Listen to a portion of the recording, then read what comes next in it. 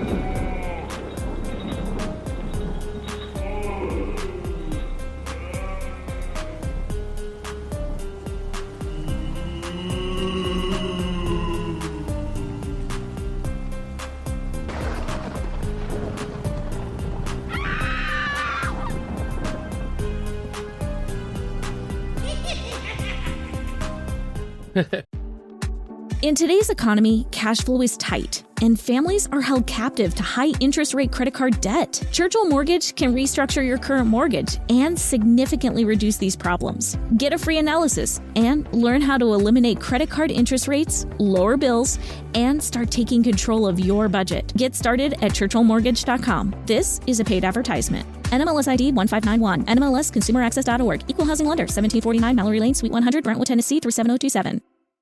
How's it going, J360 Legion? Welcome back to the J-Man Show, part of the J360 Monster Fest 2019. I'm your host, J-Man, or, J for short. And guess what? We are here, episode 120! Or, why does it say 121 on I guess I kind of jumped the gun. Hey, whatever. All I know is we're just going up until the daylight comes back. But, this is a great time. I mean, here I try to do these shows close to the midnight hour if I can, and I'm a little early on that too. But, it is what it is. Matter of fact, we're making up some good time for yesterday. I know yesterday had the big premiere of AEW, and it also had, I had a lot of things to do last night too. Oh, yeah. I saw another vampire movie not too long ago. We're going to try to delve into some of the lore. It's a lot. It is a lot studying vampires, man. Not to say that it isn't interesting, it's just... And now I really hate the Twilight books. Or that whole franchise. But man, when you really think about it, if you utilize vampirism right, they can really tell a convincing story. A lot of conflict here, a lot of conflict there. And once again, it makes you wonder, are they really evil? Because, they're pretty much trying to survive. It's kind of torture to be a vampire. And, you can't look any further at vampires without looking at the main dude himself, Dracula.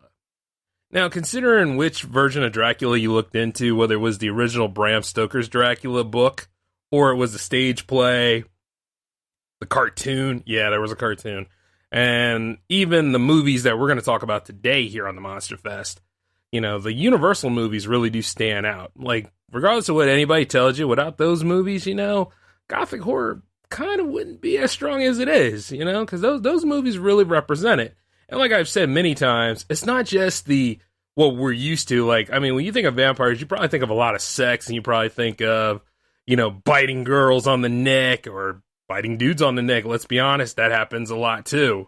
Matter of fact, I think Anne Rice alone completely reinvented the genre, and I know of a independent artist, author, who's actually taking it by storm. Shout outs to Mina Raimi. I'm just saying, when it gets right down to it, vampires are pretty much hip, man. Now, before some of you werewolf fans start to get annoyed by that, relax. You're important too. We'll get to you in the Monster Fest as well. After all, I got multiple weeks ahead. But, like I said, looking at Dracula sometimes, I sympathize with him a little bit, because in some way he's kind of trying to survive. Depending on the version I saw, and the version that I really identify with, I would say, is the Gary Oldman version. That was pretty good. It was definitely based off the book, and you managed to get all the gist of it, and Francis Ford Coppola is one of the best directors of all time. Though, his daughter Sophia is pretty good on her own right, but that's a basis for another episode. But if you've ever had the chance or stumbled upon that film, you should really look at it.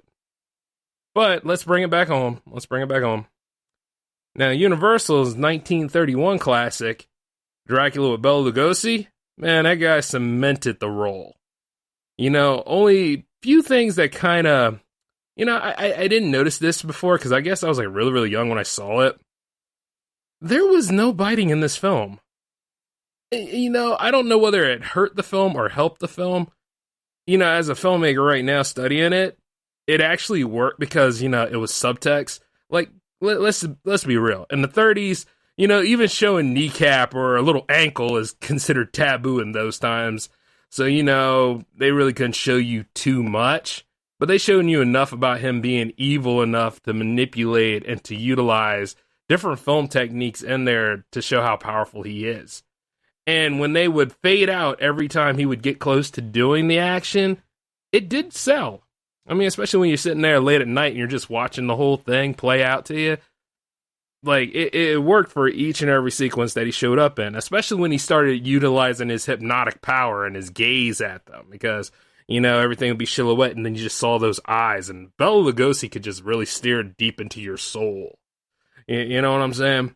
Now, some of y'all out there know that he had a pretty good successor in the role, but I'm just saying, throughout all of this, like, if you know the story of Dracula, like, you see sometimes it's either Jonathan Harker or it's Renfield that go to his home, and then they go ahead and talk over leasing a dilapidated house in London, because originally it was the start of Dracula trying to utilize world domination. Once again, it depends on which one which part of the lore you know of, but let's just say for this sake, it was world domination, because they based it off the stage play more so than the actual book.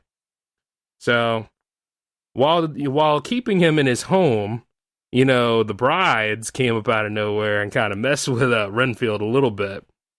And then eventually, Renfield does stumble upon and see that his host is actually of the Nosferatu brand.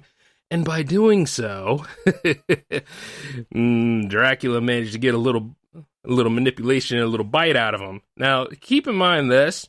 Some of the things that, if you've ever watched some horror comedy in your time, you probably remember Dracula Dead and Loving It, which is a damn funny film.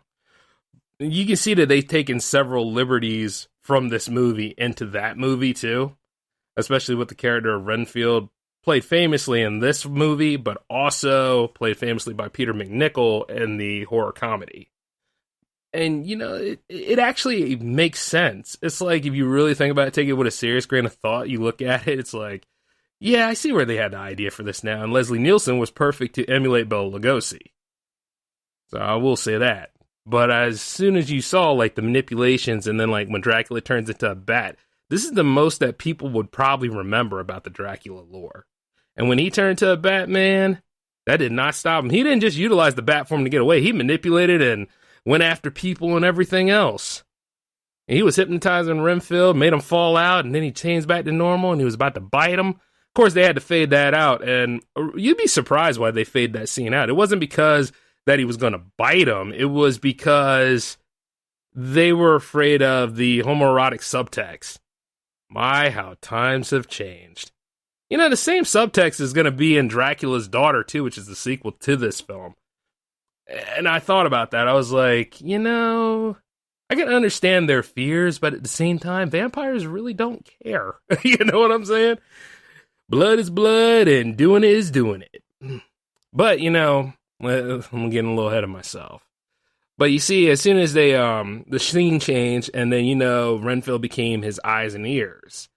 And you see, Renfield doesn't feast on, the blood and the jugulars for any of the ladies or anything. No, he doesn't. Matter of fact, he wants the life force of smaller creatures. of creatures that annoy the living hell out of us, of creatures that, when the season changes, we're happy because at least those little bastards die. Yes, he loves to eat the creepy crawlies, the bugs, all the insects that he can help himself with. And needless to say, I thought it was pretty convincing with Renfield. I mean, you can make a pretty good side story out of him. And it was there a little bit, because eventually, they were on the boat. The crew members of the boat that were carrying the casket of Dracula and, another casket too, because he was going to go find himself another bride, even though he had two in this film. I think he had two, he had two. And no, he had three, didn't he? Yes, this is where the classic three brides came from. Man, he's a pimp. Always has been. I mean, what with that cape and everything else, and loving red liquid, I mean, damn right he's a pimp. I'm telling you. But you see, he had a casket for a companion too. So, and it was filled with the soil of his Transylvanian land, because, he has to preserve his power, which is another thing that a lot of different creators either look at and say, is it necessary to put the soil of the vampire in the casket, or is it necessary to, just have the casket? Sometimes they forget that little subtext. But as soon as he arrives in England, he stumbles upon, Dr. Stewart, who actually takes Renfield into the sanitarium because he was the only one found alive on the boat and completely bonkers. And as soon as they find him, he's over there. And then you see it. Ironically, you can tell this is because of plot. The house that Dracula leased from Renfield actually is right next to where Dr. Stewart's estate is. And of course, Dr. Stewart has two women around him, his daughter Mina, and his, they never really specified what Lucy was. Lucy was just his ward or something like that, they said, at least in the book and the stage play, because sometimes she's either portrayed as a niece or a cousin. It's one of those things that you can either take liberties with or whatever you want. But you see, the thing is but you see, in other circumstances, Lucy usually has the bigger rack than Mina. Just saying. In this movie, however, not so much. Both of them were pretty much just, ordinary socialites enjoying the stage play. And then Dracula comes along, manipulates the work, managed to get Dr. Stewart away from the ladies. Of course, Jonathan Harker is there. He is our hero at this point. Yeah. And a big hero at that. He's very snobbish. And then, of course, you see Dracula come in there, introduce himself, seduce in the way that he knows how to seduce. I gotta admit this, if any of y'all are lacking in your pimp game, watch how Bela Lugosi does it. Even if it's the 30s, and even if, some of the women that probably won't know what the hell you're talking about, but he had swag, man. And he went in there and he just pretty much made Jonathan just be like, oh, you like him then, huh?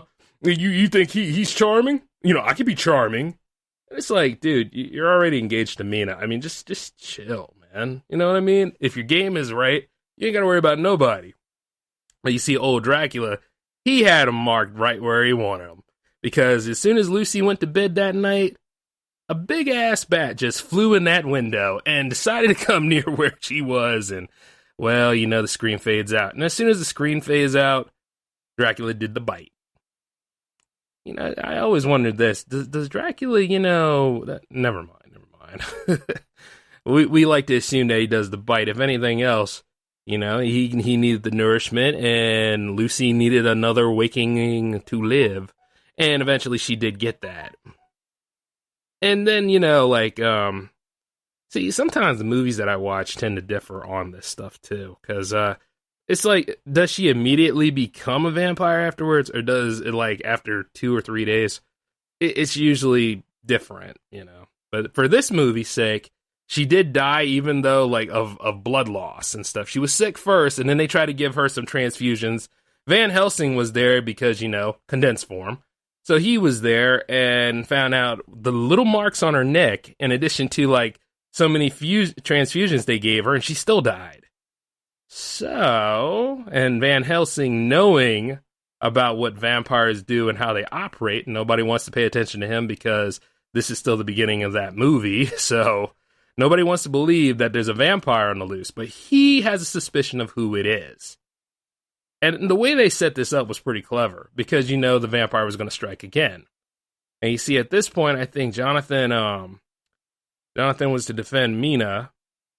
Of course, at the same time, it's like, what if it happens to her, right?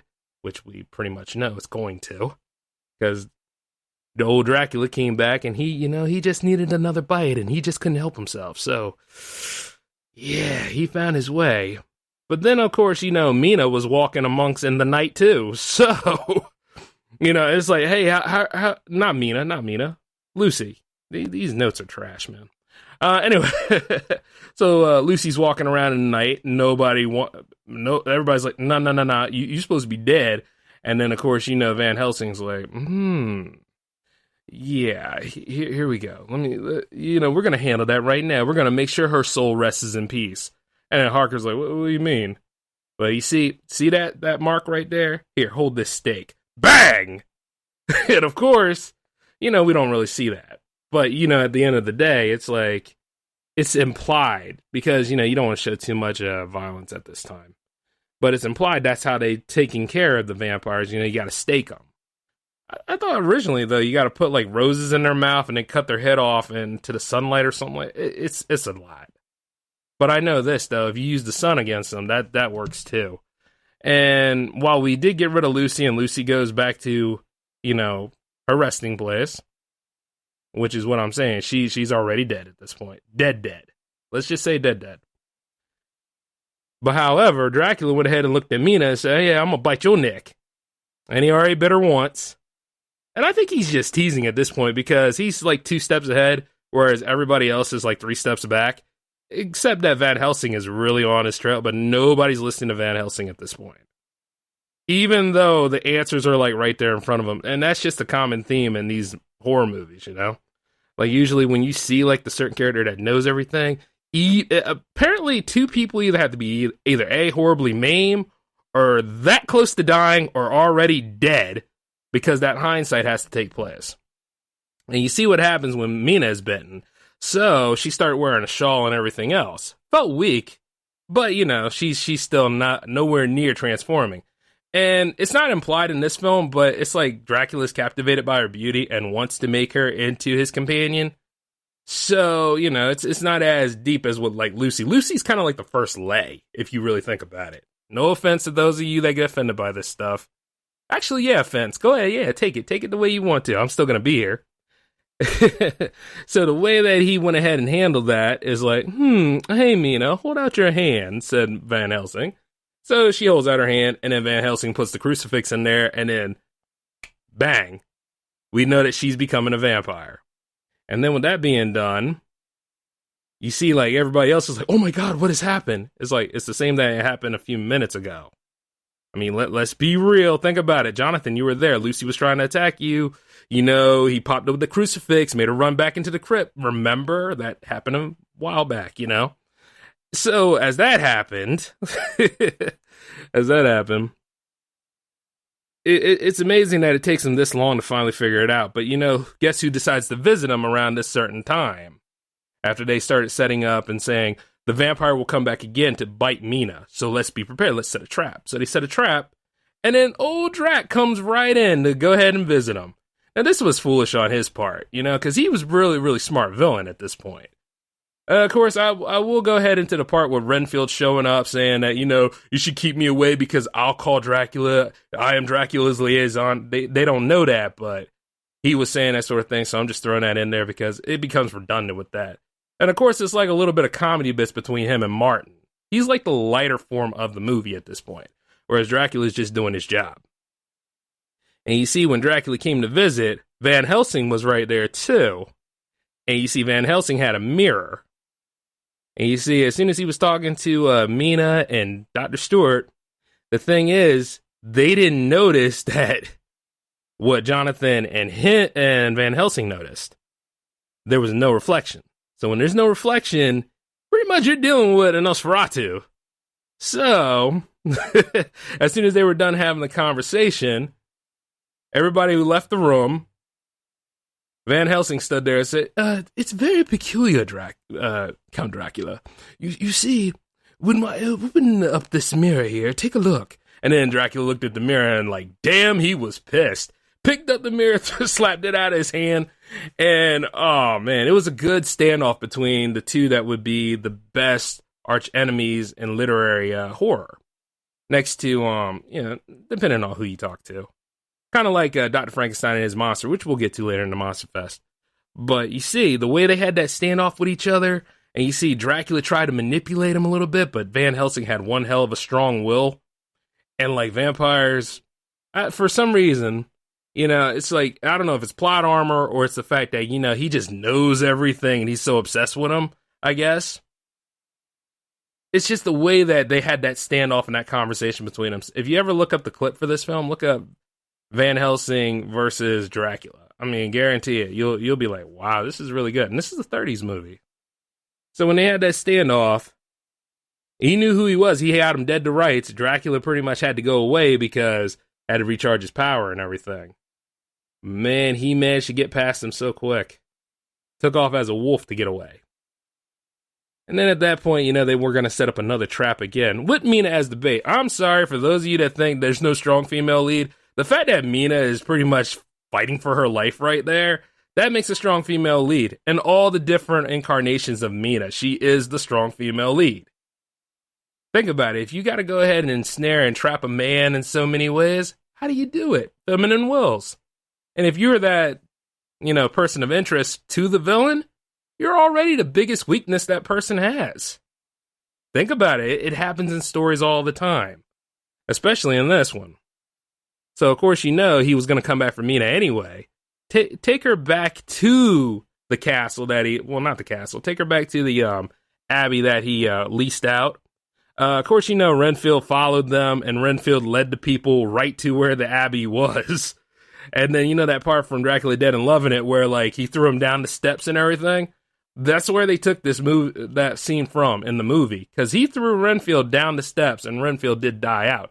But, he didn't really care for Renfield anyway. Renfield was, the biggest pawn in this movie. And by doing so, he was getting weaker by the time, taking Mina, put Mina in her coffin so that she will become a vampire, just like him.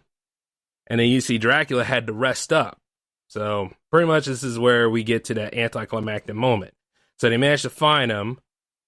She was becoming a vampire, but you see Van Helsing was there, had his stake, paled, bang it right into Dracula's chest, and then Dracula's gone. Of course, we never see him get impaled in this movie. So as he's banged and he's dead, and that's just it. The movie went off right then and there with Jonathan and Mina embracing. Later on, they picked this up with a sequel of sorts. The only person that came from the original in the sequel was Van Helsing. And even then, he didn't play a big role in it. It dealt with his apprentice. And it was kind of more of the same, except that the vampire was a female this time, and it was Dracula's daughter. Hence, the title Dracula's Daughter. And, I liked the film. I thought it was pretty decent. It's just that, she doesn't have the same... She has the sexiness, but she doesn't have, the same vampiric manipulation skill set her father does. And as she really shouldn't, because she's a tragic figure. She wanted to get rid of the curse of Dracula. She wanted to burn Dracula's remains completely so that she could be free from it. But, it just ain't gonna happen. She is his child, so she's gonna have his abilities and everything. She just wasn't so good with it. And she also had a handyman next to her, similar to Riff Raff, who pretty much was like, you know what? You just gonna have to give in to your legacy. You are evil and be about being evil. That's all you need to be. So, the first, let's say, we can go ahead in thirds. The first third of this movie was her trying to repel it. The second part of the movie is where she actually becomes, and then the third part, she ain't coming back. Matter of fact, she wanted her therapist in the movie, who was actually the apprentice of Van Helsing, to go ahead and give in to her. Now, he had the strong will and everything, but there was just something about him that was a little off, too. And she tried to use his secretary to get to him. And keep in mind, I have not seen so much lesbiana subtext since The Vampire Lovers, which was pretty damn good. A Hammer horror film from the 1970s. And pretty much takes the same plot of this movie, but them two vampires were sexy. But in this movie, however, you can see it right there. And they said, well, that was the basis of this movie we're trying to make. So even back in the day, they were trying to push the envelope a little bit. But in the end, you know, she got killed in the most anticlimactic way because her handyman betrayed her. Took out his bow and arrow, shot her right in the heart with it, and then fell dead. Van Helsing looked at her and said, yep, she was beautiful the 10,000 years ago which she lived. And it was like, she lived 10,000 years? It's whatever. It's one of them things. It's kind of like when you look at Invisible Man and you see Invisible Woman, and Invisible Woman pretty much had nothing to do with Invisible Man. I mean, think about it. Look it up sometime with Universal Horror. It was actually part of the canon, but it was more of a comedy film instead of a horror film. So, you know, it's just one of them kind of things. So, you know, you just take it the way it was. Continuity was just negative at this time. You know what I'm saying? So it's one of those things you look at. It's like, let's just carry on. And, you know, I was like, fine. Here comes Son of Dracula, which apparently he had a son. And it was played by Lon Chaney Jr., which originally his father was actually supposed to be the original Dracula before Bela Lugosi, but he passed away. And I thought that was some pretty good, you know, pretty good behind the scenes information about it. But at least for this, like, you know, when I watched this movie, I thought Son of Dracula was just meh. Because, you know, if anything, it was just a cockoid story with vampires. That's all it was. Because the woman in the movie was a lot more evil, or eviler, than the vampire himself.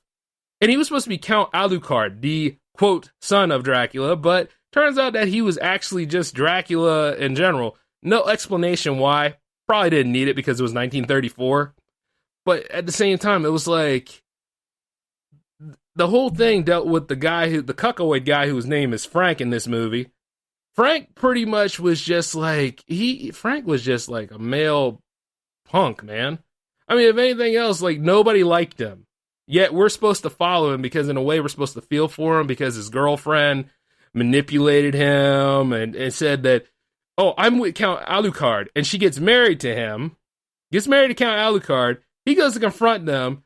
He has his gun. He's ready to shoot Count Alucard just to get his girl back. And then all of a sudden, little did he realize that bullets pass through him, go into her. So he ends up killing the object of his affection. I just thought it was hilarious because it was at that point, it's like, all right, whatever. And then all of a sudden, you know, it becomes this. He bit her on the neck to give her immortal life, so she's alive again. But then she goes to Frank and she says, Frank, look, I don't love Alucard. I married him, yes, but it was only for immortality. I knew he was a vampire the whole time. And it was like, the hell is this? And then, you know, it gets laughable at this point because it's like, there's really no plot to go on. Now I want to root for Alucard to win.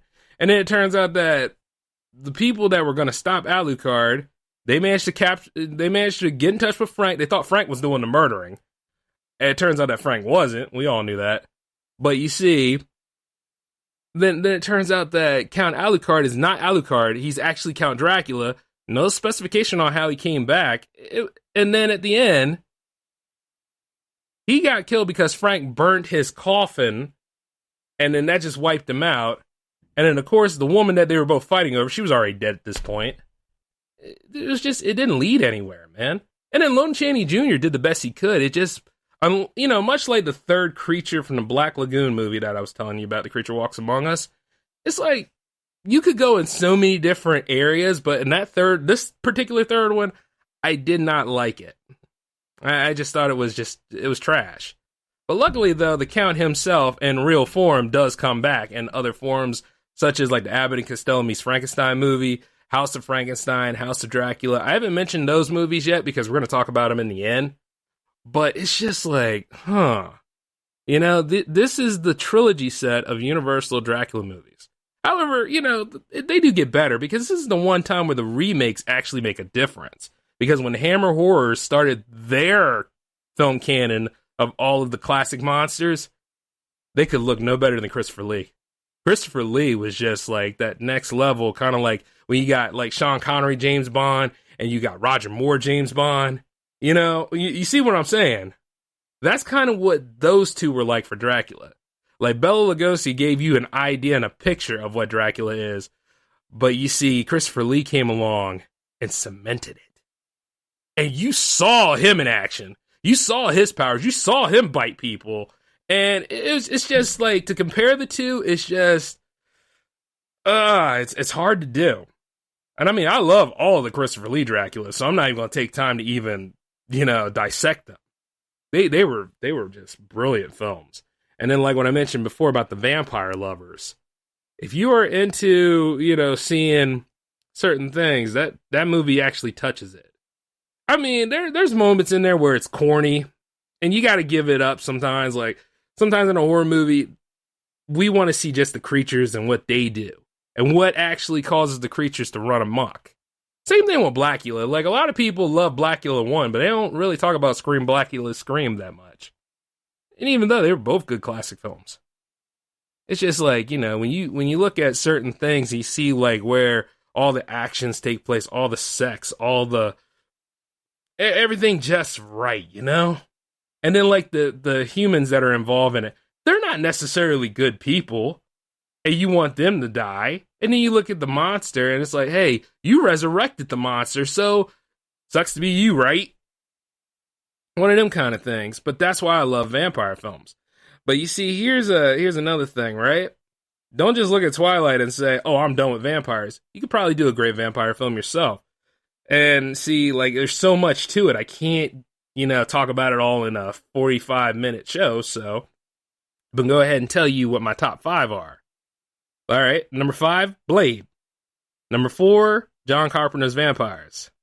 Number 3, From Dusk Till Dawn, Salma Hayek as a queen vampire. Think about it. Go watch it. Number 2, Lost Boys. Number 1, my all-time fave, even if it had a crap remake, Fright Night. Matter of fact, Jerry Dandridge is another one that could give Count Dracula himself a run for his money. Those movies are just great. I mean, even his sister Regine in the second one, because she almost got Charlie. Like, if you ever look at the classic 1 and 2 of Fright Night, you'll probably be like, oh my god, this is the centerpiece here. But I love the first one a lot better than the second one, for obvious reasons. Because, it was more like the boy who cried wolf in a scenario. He tried his best to not even, he didn't even want to get involved for a while. But then he heard like the hooker scream, and then he looked over at the neighbor's house, and he was like, nah, I'm going to keep an eye on what's going on over there. Into which he did. But you see, Jerry Dandridge is just doing what he got to do to survive. And I'll never forget the scene where he was happy because he had the cross and everything, and he had his whole room decked out and shielded, thinking, yeah, the vampire can't come here, not unless I invite him in, but little did he realize this, he lived with his mom. He lived with his mom, and his mom invited the neighbor over for a drink, and who was the neighbor? The vampire next door. Like, the way they had that set up, that was just awesome. If you haven't seen Fright Night, what are you waiting for? As a matter of fact, you can put me on pause and go watch that right now and then come back. I would delve into it, but it's one of them things you have to experience. Matter of fact, so are the other 4 films, and who doesn't know Blade at this point? As a matter of fact, that's what a lot of y'all were really excited about for the longest time. Matter of fact, going down the line and looking into these vampire films have inspired me to go ahead and do some writing for a pretty successful film. Like I said, sometimes I'm not worried about franchising. I'm more or less just concerned about getting a good one made. And we can bring them back to that point. Matter of fact, Underworld. The first 3. No, 4 was okay. 4 was okay. I don't know what the hell they were doing with the other 2. And then, of course, you got I, Frankenstein. But still, are we ever going to get a definite conclusion to all of that? Or are we going to have another reboot? Something to think about. But other than that, that's a pretty good love story right there, Underworld. Other than, but if some of y'all like that Twilight stuff, that's your bag. But the real stuff with the real vampires, the real werewolves, that's something you got to delve into. And then any of the Anne Rice books, like Interview with a Vampire, that's a damn fine film and a damn fine book. Anything with Lestat, So I recommend those. But we're getting close to that end, so let me go on ahead and think this. Actually, hold up. It's almost that time, isn't it? The J360 Monster Fest gaming recommendation. Okay, for those of you that choose to accept this mission, this is a retro game. I don't know if it's delisted or whatever. It's probably not because Capcom needs the money. Your gaming recommendation this week is Darkstalkers Resurrection. Yes, the classic fighting series. It's like Street Fighter with monsters. And you know Morrigan, that witchy woman that... No, she's not a witch. She's a succubus. But the thing is that witchy woman that you see in all the Marvel vs. Capcom games. Yes, that is her series. It is woefully ignored by Capcom for some stupid reason. But if you ever take a chance to want to partake in it, fire up your PS3s or your Xbox 360s. Yeah, I know I'm asking a lot for some of y'all. Fire them up. Go find that game. It's only $14.99 as far as I know. Download it. Play the hell out of it. Which is ironic because that game was pretty successful. I was waiting for years for a Darkstalkers game and managed to finally get one and bought into it. Capcom was saying, oh, we're going to look at the sales and see what we do here. And everybody liked it. You know, it had 96% on one website, and then on the other website, it was like 86% on Metacritic. So, you know, that's success right there. But according to them, it wasn't enough of what we wanted. So, yeah, we're sitting here without a Darkstalkers. But then again, Samurai Showdown came back, right? And that's SNK, I know. But see, a lot of other franchises are coming back. Maybe then they'll probably say, you know what? Let's just take the risk. But then again, what's probably going to happen is they're going to go ahead and make costumes out of those characters, put them into Street Fighter 4 or 5, and just say, hey, that's as good as it's going to get for you, pal. But, as I say, that's your gaming recommendation for this week, Darkstalkers Resurrection. And I don't know if the online servers are still up, but maybe I need to take a look at that myself, because if they are, hey, let's get a couple of rounds in, huh? Other than that, though, what else do I have for you guys tonight? Actually, that's about right. Yeah, I don't have anything else, y'all, because that's what I was looking into other than the Vampire Lovers last night, and I think that shows I think that needs to be reviewed on a whole different show in general, J360 Radio Live, maybe. But hey, I've also seen a couple of other things that were not so good.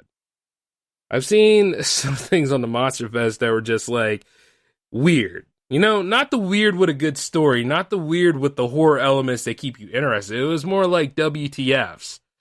As a matter of fact, it was called The Night of Schlock. And we're going to see some movies. Well, I should say see that on J360 TV. But we're going to talk about some of these terrible films on the next episode, which is episode 122. Yeah, it'll be called Schlock Night, and man, just come in, get a barf bag. It's gonna be a lot of stuff to talk about, and it'll just be like, no. I can't believe you sat there and watched that. I'm like, shoot, I can't believe I'm sitting here giving you the analysis.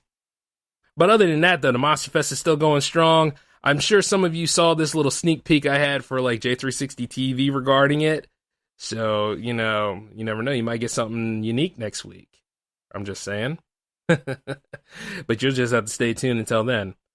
So you all take care of yourselves from here on out. And by the way, if you have any sort of recommendations, feel free to email them to me or send them to me on Twitter at J360 Productions. I mean, I'll be happy to hear about like certain things that you have to say. We still have the voicemail up for the hotline. If you guys want to drop a line, that'll be 240-903-1634. Be always there to hear what you guys got to say in the J360 Legion. But I've already talked your ear off enough. And, well, shoot. I'm finishing in good time. You all take it easy until then. We'll be back with another episode next week, okay? Laters.